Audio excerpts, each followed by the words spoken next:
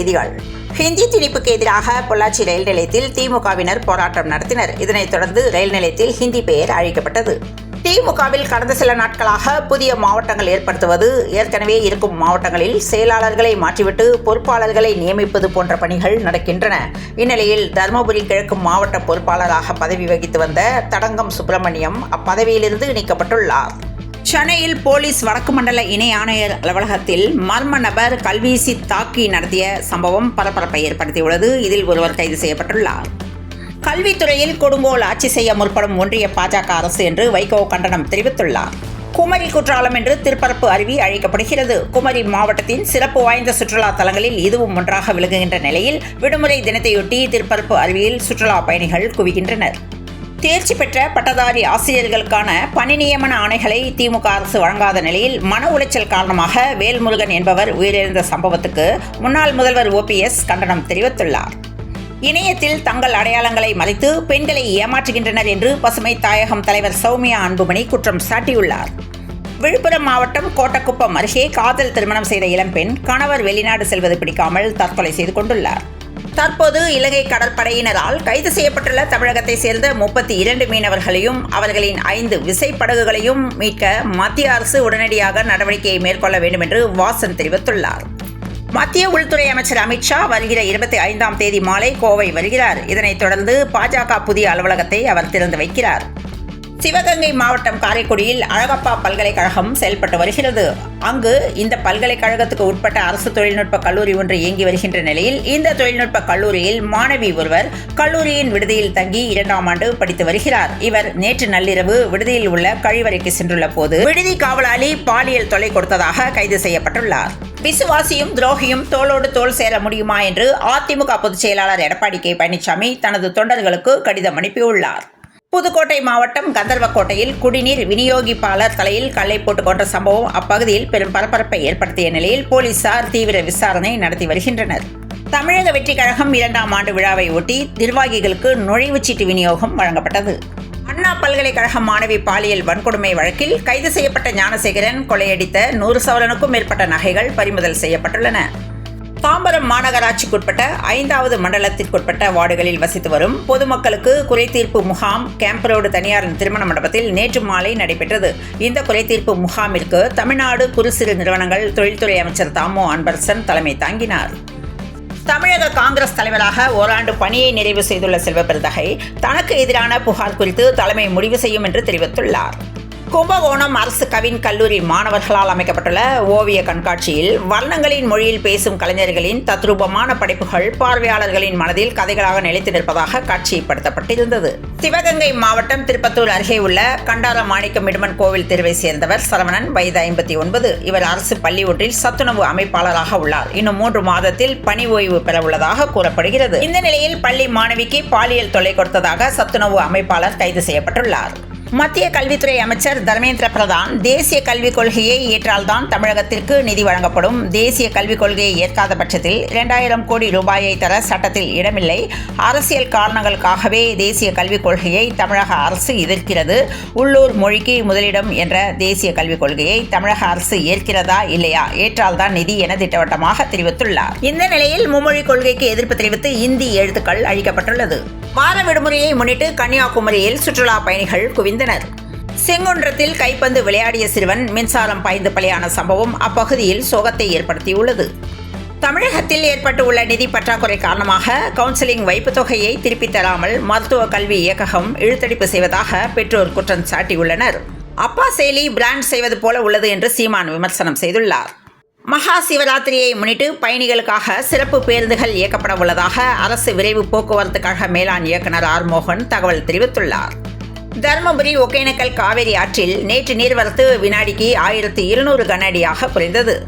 வரும் சட்டசபை தேர்தலில் ஒவ்வொரு ஓட்டு சாவடியிலும் தலா 500 ஓட்டுகள் கட்டாயம் வாங்குவதை உறுதி செய்ய பெண்களுக்கு குக்கர், தவா உள்ளிட்ட பரிசுகளை தொடர்ந்து வழங்குமாறு கட்சியினருக்கு திமுக நிர்வாகிகள் அறிவுறுத்தியுள்ளனர். நாடு முழுவதும் உள்ள 52 மின் விநியோக நிறுவனங்களின் செயல்திறனை உள்ளடக்கிய தரவரிசை பட்டியலை மத்திய மின்துறை வெளியிட்டுள்ளது. அதில் தமிழக மின் பகிர்மான கழகம் C- கிரேடு பெற்று 48வது இடத்தில் உள்ளது. ஆசிரியர் நியமன தேர்வில் தேர்ச்சி பெற்ற ஆசிரியர்களுக்கு பணி நியமன ஆணை வழங்காமல் திமுக அரசு கல்வித்துறையை சீரழிக்கிறது என்று முன்னாள் முதல்வர் ஓ பன்னீர்செல்வம் குற்றம் சாட்டியுள்ளார்.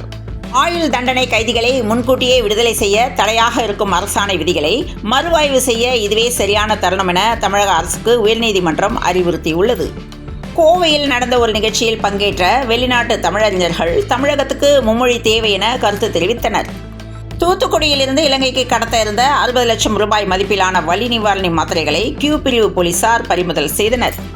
தமிழக வனச்சட்டம் மற்றும் வன பாதுகாப்பு குறித்து 2 நாள் சிறப்பு பயிற்சி முகாமில் 68 இளம் நீதிபதிகள் பங்கேற்றனர். பேராவூரணி அரசு பள்ளி மாணவர்கள் மற்றும் பொதுமக்கள் மத்தியில் மத பிரச்சாரம் செய்தவர்களை பாஜகவினர் பிடித்து போலீசாரிடம் ஒப்படைத்தனர். தமிழக அரசு மருத்துவமனைகளுக்கு 2642 மருத்துவர்களை தேர்வு செய்வதற்கான கலந்தாய்வு சென்னையில் தொடங்கியது. முதல் நாளில் மாற்றுத்திறன் மருத்துவர்களுக்கு கலந்தாய்வு நடைபெற்றது. பணி நியமன ஆணைகளை முதல்வர் ஸ்டாலின் வரும் 26ஆம் தேதி வழங்குகிறார். விரைவு ரயில்களில் முன்பதிவு இல்லாத பெட்டிகள் குறைக்கப்படவில்லை என்று தெற்கு ரயில்வே தெரிவித்துள்ளது. வந்தே பாரத் ரயில்கள் புறப்படுவதற்கு 30 நிமிடங்களுக்கு முன்னதாக புக்கிங் நிறுத்தப்படுகிறது. கடைசி நேரத்தில் ஏறும் பயணியரிடம் அபராதத்துடன் கட்டணம் வசூலிப்பதாக பயணியர் புகார் தெரிவித்துள்ளனர். சமூக நீதிக்கும் தமிழர்களுக்கும் ஆபத்தை ஏற்படுத்தக்கூடியது தேசிய கல்விக் கொள்கை. ரூபாய் 10,000 கோடி தருவதாக சொன்னாலும் அத்திட்டத்தில் கையெழுத்திட மாட்டேன். தமிழ் சமுதாயத்தை 2000 ஆண்டுகளுக்கு பின்னோக்கி தள்ளும் பாவத்தை ஒருபோதும் செய்ய மாட்டேன் என்று முதல்வர் ஸ்டாலின் திட்டவட்டமாக தெரிவித்துள்ளார். விழுப்புரத்தில் மக்களை பற்றி சிந்திக்காத திமுக ஆட்சி தூக்கி எறியப்பட வேண்டும் என்று மாஜி அமைச்சர் சண்முகம் பேசியுள்ளார். 100 நாள் வேலை திட்டம் ஊழல் திட்டமாக மாறிவிட்டதாக பாமக நிறுவனர் ராமதாஸ் குற்றம் சாட்டியுள்ளார். சேலம் அருகே ஒரு அரசு பள்ளியில் ஓவிய ஆசிரியராக பணியாற்றி வருபவர் ஸ்ரீனிவாசன், வயது 59. இவர் பள்ளியில் படிக்கும் மாணவிகள் 3 பேருக்கு பாலியல் தொல்லை கொடுத்து வந்ததாக கூறப்படுகிறது. ஆசிரியரின் இந்த செயலை கண்டு அதிர்ச்சி அடைந்த மாணவிகள் இது தொடர்பாக தங்களது பெற்றோரிடம் கூறி அழுதுள்ளனர். இதனைத் தொடர்ந்து போக்சோ சட்டத்தில் ஓவிய ஆசிரியர் கைது செய்யப்பட்டுள்ளார். நடுநிலையான தீர்ப்பு வழங்க நீதித்துறைக்கு வழிகாட்டியாக திருக்குறள் திகழ்கிறது என சென்னை உயர்நீதிமன்ற தலைமை நீதிபதி KR ஸ்ரீராம் தெரிவித்துள்ளார். நாடு முழுவதும் ஹிந்தியை திணிக்க வேண்டும், ஆங்கிலத்தை அகற்ற வேண்டும் என்பதுதான் மத்திய பாஜக அரசின் நோக்கம் என மதிமுக முதன்மை செயலர் துரை வைகோ குற்றம் சாட்டியுள்ளார். எல்லை தாண்டி வந்து மீன்பிடித்ததாக கூறி பறிமுதல் செய்து இலங்கை அரசால் நாட்டுடைமையாக்கப்பட்ட 67 படகுகளை ஏலமிட இலங்கை அரசு முடிவு செய்துள்ளதால் தமிழகம், புதுச்சேரி மீனவர்கள் அதிர்ச்சி அடைந்துள்ளனர். காங்கிரஸ் கட்சியில் உள்ள சில மாவட்ட தலைவர்களின் எதிர்ப்புகளால் தான் ஊக்கம் பெறுவதாகவும் இன்னும் தீவிரமாக பணியாற்றப் போவதாகவும் அக்கட்சியின் தமிழ்நாடு தலைவர் செல்வ பெருந்தகை தெரிவித்துள்ளார். நீதித்துறை அதிகாரிகள் உச்சபட்ச நேர்மையுடன் நடந்து கொள்ள வேண்டும் என்று ஐகோர்ட் கருத்து தெரிவித்துள்ளது. பல்வேறு கோரிக்கைகளை வலியுறுத்தி மார்ச் 24, 25ஆம் தேதிகளில் நாடு தழுவிய அளவில் வங்கிகளில் வேலை நிறுத்தம் மேற்கொள்ள வங்கி ஊழியர் சங்கங்களின் கூட்டமைப்பினர் முடிவு செய்துள்ளனர். அரசு பள்ளிகளுக்கு BSNL இணைய சேவை மாநில திட்ட இயக்ககம் வாயிலாக பணத்தை செலுத்த கல்வித்துறை ஏற்பாடு செய்துள்ளது. தேனி மாவட்டம் ஆண்டிப்பட்டி ஜவுளி வியாபாரி சுந்தரிடம் 40 பவுன் நகைகள் செய்து தருவதாக கூறி ரூபாய் 74,75,000 மோசடி செய்த வழக்கில் ஏற்கனவே 2 கைதான நிலையில் நேற்று திண்டுக்கல் மாவட்டம் வடமதுரை தெய்வீக மோகன் என்ற வெற்றிவேல், வயது 51 போலீசாரால் கைது செய்தனர். நேரடி நெல் கொள்முதல் நிலையங்களில் நடைபெறும் ஊழல் முறைகேடுகளை தடுத்து நிறுத்த வேண்டும் என்று சீமான் தெரிவித்துள்ளார்.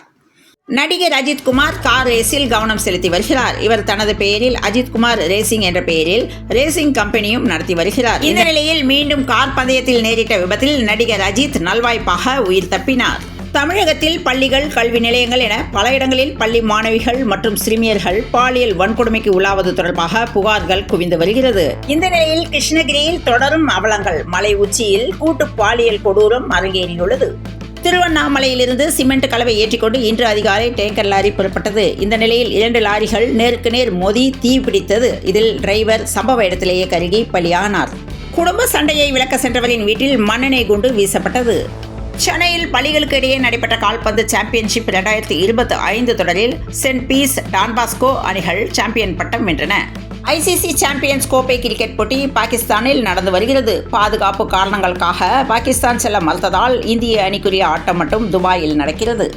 சென்னையில் இன்று 22 கேரட் ஆபரண தங்கத்தின் விலை ஒரு சவரன் 64,360 ரூபாய்க்கும் 1 கிராம் 8,045 ரூபாய்க்கும் விற்பனையாகிறது. தமிழகத்தில் வரும் 25ஆம் தேதி முதல் 28ஆம் தேதி வரை 4 நாட்களுக்கு ஓரிரு இடங்களில் மழை பெய்ய வாய்ப்புள்ளதாக சென்னை வானிலை ஆய்வு மையம் தகவல் தெரிவித்துள்ளது. தொடர்ந்து இணைந்திருங்கள் பிரபாஸ் கதமம் செய்திகளுடன். மீண்டும் மற்றொரு செய்தியில் சந்திப்போம். நன்றி, வணக்கம்.